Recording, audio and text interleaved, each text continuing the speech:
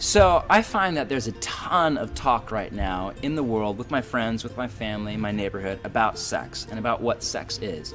And I also find, at least as a follower of Jesus, that there's a chasmic gap between culture at large's definition of sexuality and God's definition. And by that I mean from the scriptures, as Jesus would define it, as the biblical authors would define it.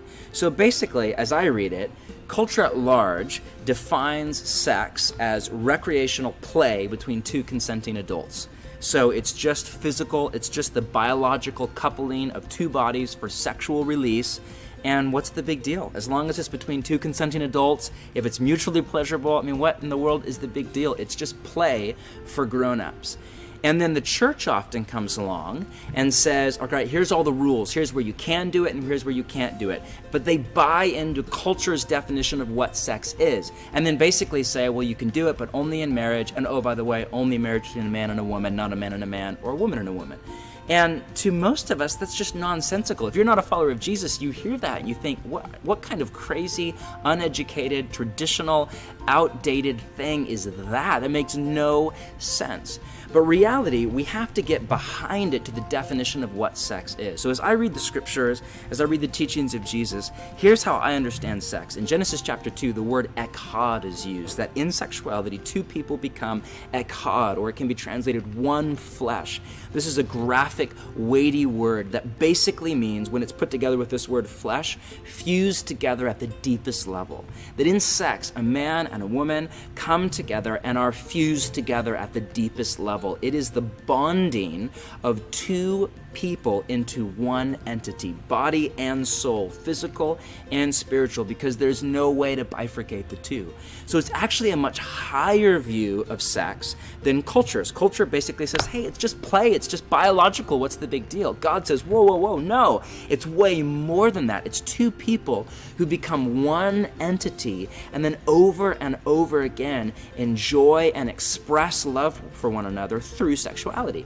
Now, inside of marriage, this is beautiful because it takes two people and it doesn't let them drift apart. It keeps them together. It keeps them echad, or one. But outside of marriage, this can be dehumanizing because it can turn people into objects for basically self-gratification. And then every time you walk away from a sexual partner, it's as if you tear echad, as if part of you is lost. And you do that enough times and it starts to hollow you out from the inside. So I, as a follower of Jesus, think that we need a higher view of sex than culture at large is, not a lower view. We need to get back to the mysterious, beautiful, powerful reality of what happens when a man and a woman make love.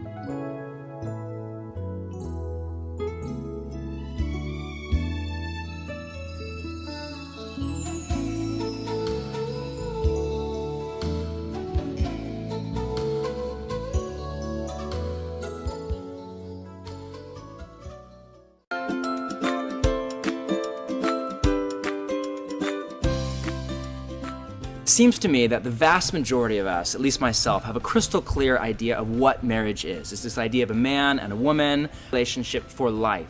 But even through all the controversy and the volcanic backlash over the last few years to the ongoing redefinition of marriage, one of the really weird things to me is that through all the op-eds and controversy and the ongoing war on both sides, little or nothing was said about what marriage is for. I mean, what's the point of it all? And in a nation where 1 in 3 first marriages ends in divorce, 1 in 2 of all marriages end in divorce, which is an insane stat. If you think about the odds, if you're engaged right now to be married, the odds of your marriage making it past a few short years are 50-50. So why in the world would anybody take that risk? I mean, that's a legitimate question. So as we think about this idea of what marriage is for, as a follower of Jesus, my worldview is shaped by Jesus and the biblical authors.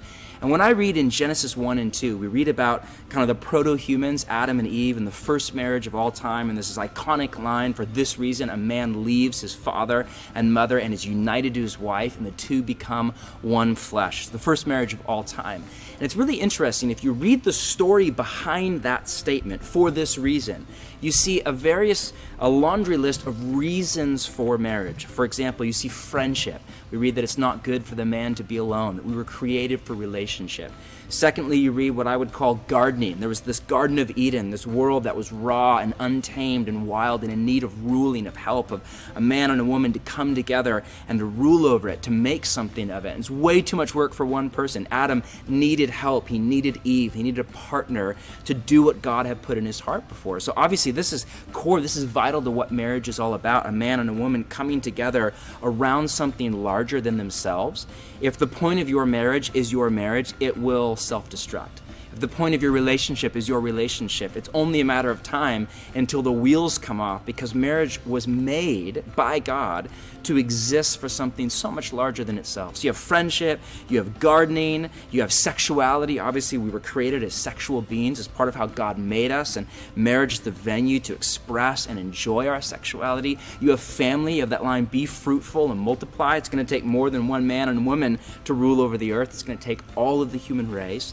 And then we don't live in the Garden of Eden anymore. So in the wake of what we in theology call the fall, this idea of sin and its entrance into the human story, now I think a fifth reason is added for marriage, and that is this whole idea of becoming more like Jesus, becoming more like the image of God, the people that God made us to be, which is one of the best things about marriage. I mean, my wife sees the real me, not the real me that I am now, but the real me that I'm becoming, the man that God made me to be, and she pushes me and pulls me to that end. So she brings out the best in me, and living in close proximity to her, it exposes the worst in me. And this is such a great thing, because it means that I'm in transit. My marriage is a main vehicle for me to get to where God's called me to be.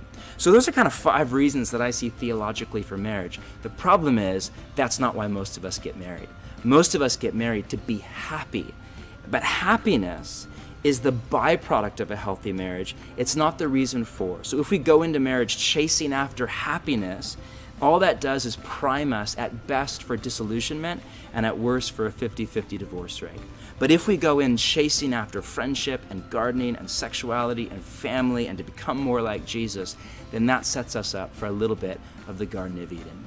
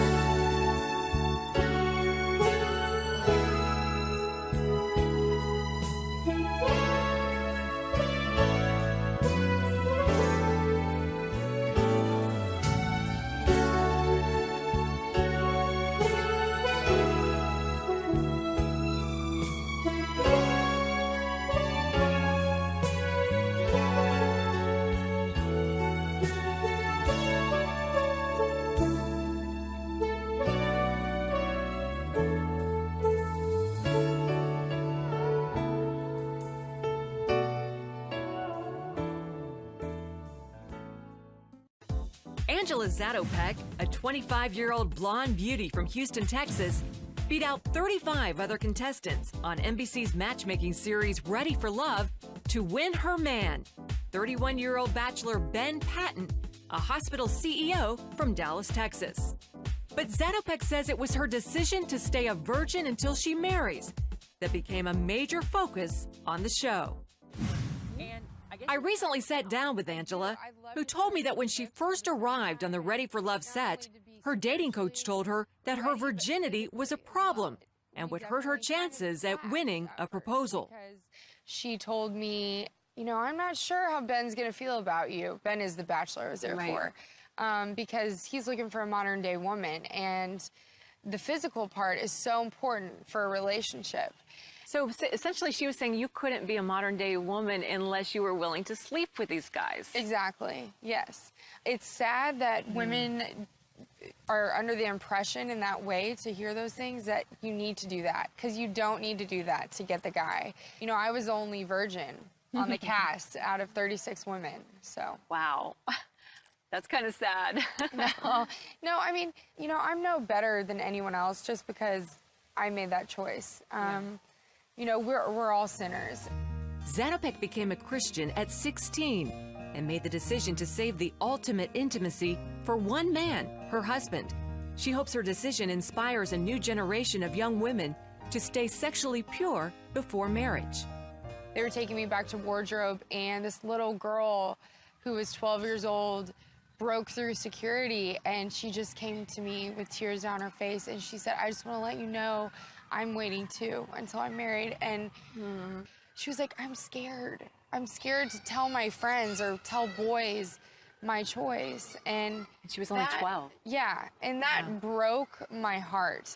Well, what about Ben, the bachelor? What did he think about your stand for no sex before marriage? He was honest with me in the sense of he had never dated somebody that had those beliefs, and it was something new for him, but he grew to respect it. Why do you think God opened the door for you to be on this dating show? I feel like God knew that I could take this on because I know that I've been criticized and people can make fun of it, or a lot of people speculated she's not going to win. She's the virgin. But you did win. Clearly, yeah. The virgin won. Yay I did. For virgins. Yeah. No, I think maybe, I don't know, God knew that at the end of the day, I have an audience of one to please. Yeah. And people can say all they want, but I really feel like it was his will for me to go on the show and show women that you can still be cool and sexy and be in the world, but not of the world. Now, back to Ben. You were Ben's choice. I was, yes. Ben is a great guy. Since filming Wrapped, we had been apart for the last year. Basically, they've kept us apart because we're under contract and we can't see each other.